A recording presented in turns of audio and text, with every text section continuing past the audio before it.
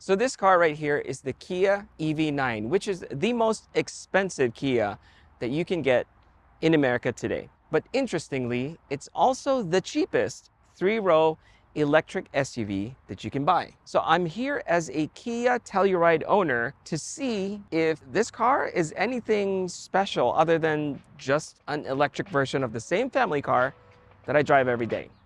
So I'll be honest with you, I think this video is going to be mostly relevant to people who own a Telluride or a Hyundai Palisade, or for those who are shopping for either one of those cars. Because frankly, I'm not really sure who the EV9 is for, and I'll talk a little bit more about that at the end of this video. Anyway, I drove the Telluride to check out the EV9 and was quite surprised to find out that they are basically the same size.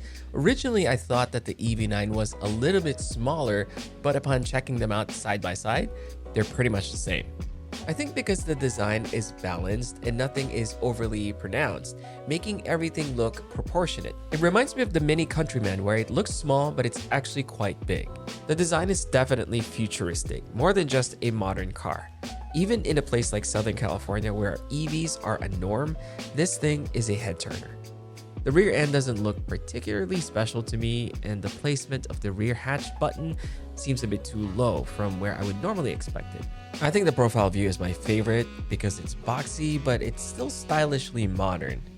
The wheels though, I really like. They're chunky, and I think it suits the overall design of the EV9. The front end is definitely the most interesting part of this car, especially the LED lights that are integrated into the nose. And this is just the sort of thing that you wouldn't expect from a brand like Kia. So in a good way, this is such a huge jump from the traditional old cheap cars that they used to make. I'm happy to say that the interior of this car also leaves a very good first impression. It feels premium and airy, and touch points are really good. Granted, this is the GT line, which is the top trim for the EV9, which rings up this car to around $75,000. Regardless, the interior does leave a very good first impression. The dash has a simple design thanks to the large 12.3-inch display, with ambient lighting beautifully integrated in the passenger side. And even though some of the materials used inside are partially recycled, they don't detract from the premium feel of this interior, thankfully. The various materials inside make for a very interesting cabin experience, although I think for some of the buttons, I would have preferred something a little bit more substantial than plastic. I do love the seats though. Not only do they look nice, but they are very comfortable to sit in. And the side bolsterings are actually quite aggressive, and they adjust automatically depending on how hard you drive. Not that you are expected to drive in such a manner in this sort of vehicle, but the feature's there. The back seats though are even better. Sitting inside this car does not feel cramped at all, and the captain's chair are also very comfortable and are made of really good materials. This being the top trim, it has just about all the bells and whistles you can imagine, including reclining chairs in the second row and electronic leg rests. Kia calls this relaxation mode in case you find yourself sitting in a charging station for, let's be honest, an extended period of time. Oh, and just a little side note, the new key is reminiscent of Kia's old key design, but it's much lighter. It almost feels like a toy, and it's actually kind of funny how light it is, but I like it. Since the EV9 doesn't make the usual sounds an ICE car makes, wind and tire noise can become more apparent. Fortunately, Kia has done a good job isolating you from such ambient noise.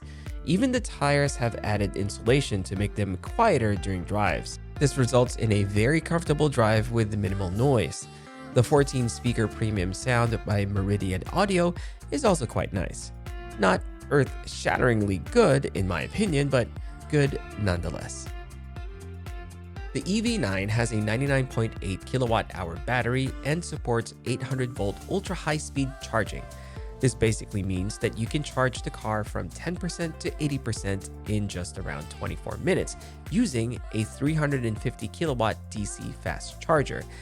But I won't be talking about that experience because 1, I never got to experience charging it, and 2, we all know that one's experience will be highly dependent on whether you charge at home or in public. I think the EV9 will tick all the right boxes for most people, whether it's their daily car or their weekend adventure car. It has good road manners, it's quite comfortable and quiet, and it looks good. Not to mention, it's very spacious inside. And even though I've only driven this for a day, I can speak to that experience because I drive the Kia Telluride, which is going to be my biggest issue with this car. So let me explain. The EV9 has just about the same amount of storage as the Telluride. You can fit a lot of things in the back, and if you fold the back seats, you can fit even more things. There's no shortage of cup holders or cubby holes, and as a matter of fact, I do enjoy this extra storage that the EV9 gets that my Telluride doesn't. And despite the comically small front space in this all-wheel drive model, it's still extra space nonetheless. So how is the Telluride relevant to this conversation? Well, it's the fact that the Telluride actually exists. My experience with the EV9 has been nothing but amazing, to be honest with you, and it's a great car to have, especially if it's the only car in your garage. But that is exactly the same feeling that I had with my Telluride a few years ago when I first got it. The EV9 might be one of the roomiest electric SUVs you can get right now, but it's no bigger than a Telluride. Most of the extra features and amenities this car offers are also offered in the Telluride, but with a different aesthetic, of course. It's premium enough to impress your coworkers, and I think it's rugged enough to survive your kids. I can't even really use the relaxation mode as a compelling argument to get an EV9 over something like a Telluride, because you have to move the front seat all the way forward for you to really enjoy the space in the back. I guess the point I'm trying to make is that there are only specific scenarios where you can really utilize what this car can offer you. And the massive screen in the front, for whatever reason, seems to attract extra fingerprints more than any other screens I've tried in any car. It might be the angle, but it's very visible, not just on camera. There are some other quirky stuff here and there, such as the middle portion of the screen is blocked by the steering wheel, and the stalk that you use to engage the car into drive is also hidden behind the steering wheel, which just takes a little bit of getting used to. I do appreciate the design of the buttons being integrated onto the dash. However, occasionally when you press on any of the buttons, you will hear a slight creaking sound as you are pressing on the plastic trim itself. I don't want you to misinterpret this as me not liking the EV9. As a matter of fact, I really like this car. I just have a hard time trying to convince myself that this is the logical step up. Now, I'm aware that I might be the only one who thinks this way, but I think people who consider three-row SUVs most likely have kids. That being said, the first thing that they are most concerned about is the usability of the car itself, because they have to drive their kids every day. Meaning, the most important thing for them as shoppers is practicality. And that's what made the Telluride so popular, is that you get so much in a good-looking package at around $50,000. But in this price segment, you start to think less of value and more about brand image and how nice it is to actually sit inside.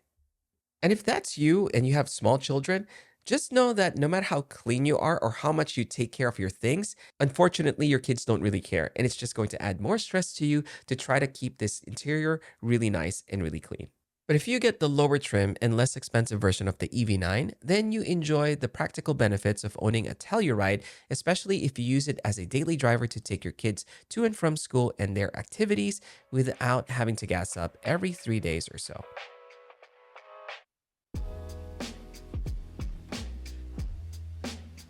So I find myself scratching my head trying to figure out who this car really is for. Because if fitting your entire family in the car is what you're looking for, then the Telluride is perfect outside of getting a van. The EV9 is a beautifully executed luxury electric SUV that can do all of those things, but with some extra features. But with those features also come extra compromises. So if you're thinking of getting an EV9, just know that also, at least in the beginning, you will need deeper pockets.